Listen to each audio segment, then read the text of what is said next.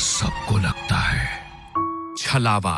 रामपुर गांव के रहने वाले सुदीप की बारात दुल्हन लेकर वापस लौट रही थी। सुदीप अपनी पत्नी के साथ कार में था और बाकी के लोग बस में। सुदीप की कार बस के साथ साथ ठीक उसके पीछे चल रही थी। रात बहुत हो चुकी थी और सुदीप की पत्नी रीमा को जोरों से नींद आ रही थी। ड्राइवर कार चला रहा था। तभी रीमा ने सुदीप से पानी पीने के लिए कहा। मुझे बहुत जोर से प्यास लगी है, पानी चाहिए। अरे रीमा, पानी तो खत्म हो गया है, अब क्या करें?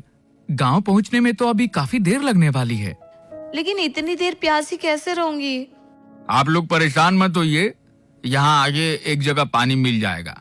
कुछ दूर जाकर ड्राइवर ने कार को रोक दिया। सड़क के किनारे एक हैंडपंप बना हुआ था। सुदीप कार से पानी लेने के लिए उतरने लगा।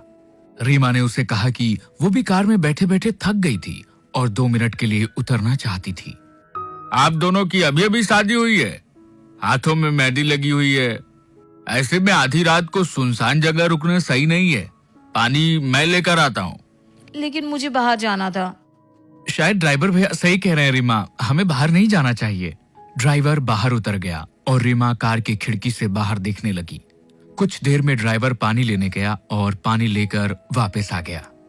उसने पानी की बोतल रीमा को दे दी। रीमा ने जल्दी से पानी पी लिया।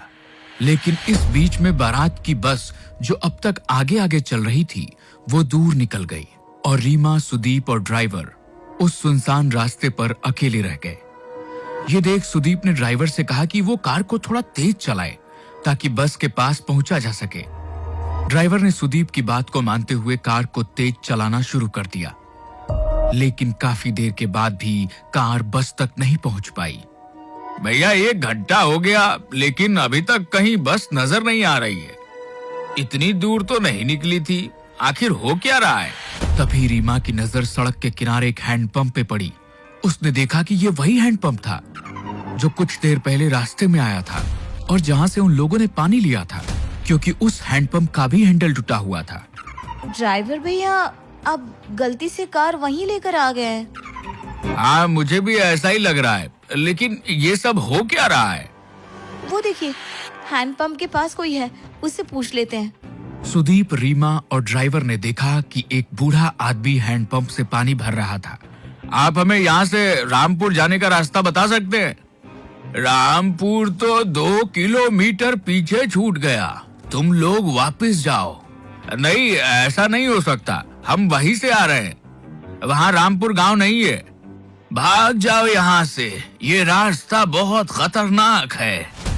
यहाँ एक छलावा घूमता है, अगर तुम उसके चक्कर में फंस गए तो कभी यहाँ से बाहर नहीं जा पाओगे।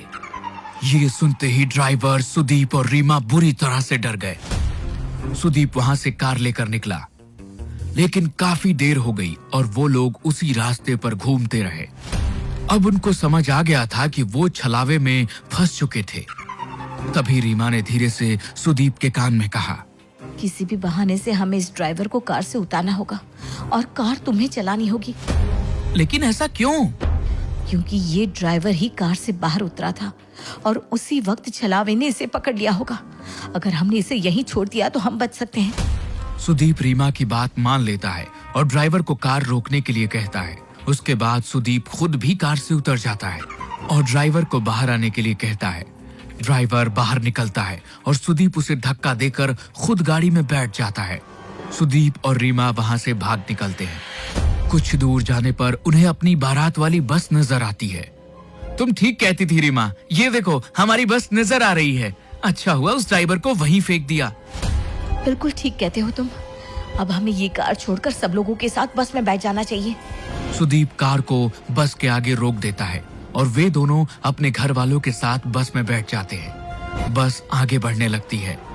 थोड़ी देर बाद सुदीप की नजर बाहर हैंडपंप पर पड़ती है। ये वही हैंडपंप था जिसके पास से वो पहले 2 बार गुजर चुके थे। अब सुदीप को समझ नहीं आ रहा था कि ड्राइवर तो वहीं रह गया, फिर आखिर ये छलावा उसे अब भी क्यों हो रहा था? सुदीप ने ये बात अपने रिश्तेदारों को बताई। हम सब लोग एक छलावे में फंस चुके हैं, इससे बाहर कैसे आना है कोई नहीं जानता। लेकिन बेटा, ये छलावा होता क्या है?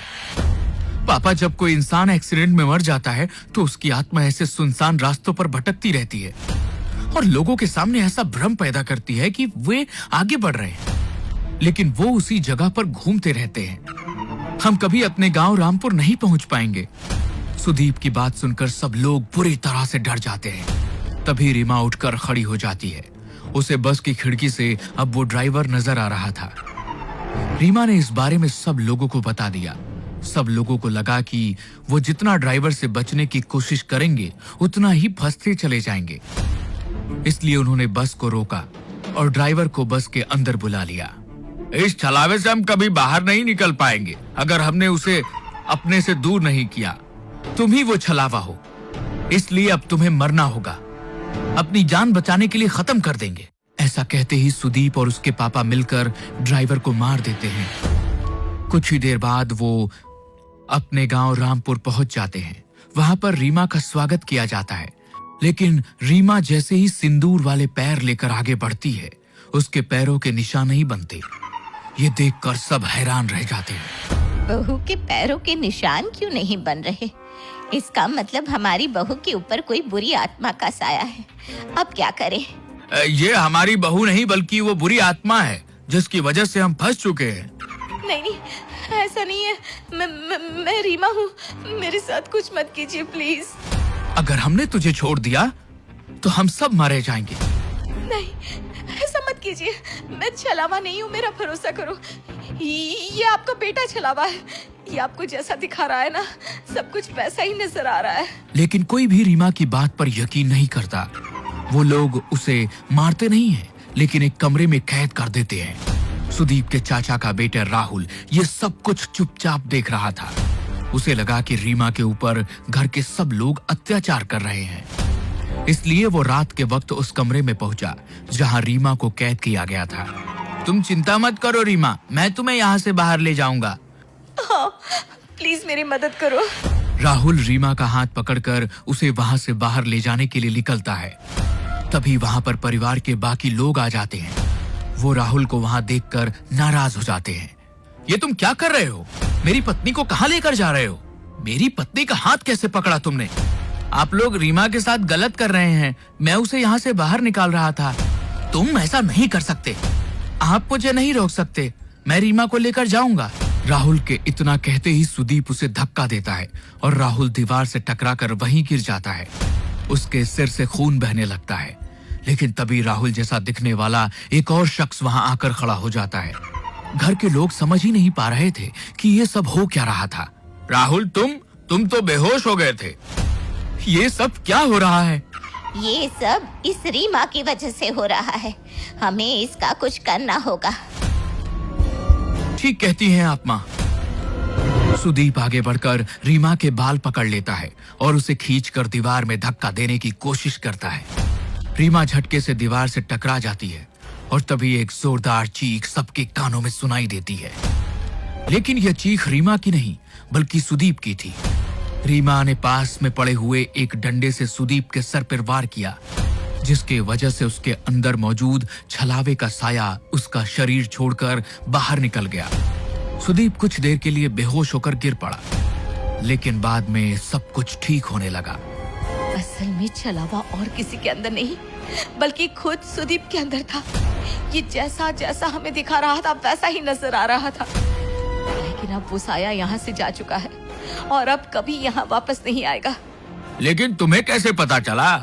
मुझे इस पर शक हुआ क्योंकि मैंने ही कहा था शायद ड्राइवर छलावा है और इसने उसे मार दिया। उसके बाद इसने मेरे पैरों के निशान गायब करके सबका शक मेरे ऊपर डाला। लेकिन जब आप लोगों ने मुझे मारा नहीं बल्कि मुझे कमरे में बंद कर दिया। जब राहुल मुझे बचाना आया तो उसने मेरा हाथ पकड़ा ही नहीं था। छलावे की वजह से सबको ऐसा नजर आ रहा था। सुदीप ने उसे मारने की कोशिश की। तब मुझे समझ में आ गया कि असली छलावा सुदीप के अंदर मौजूद था।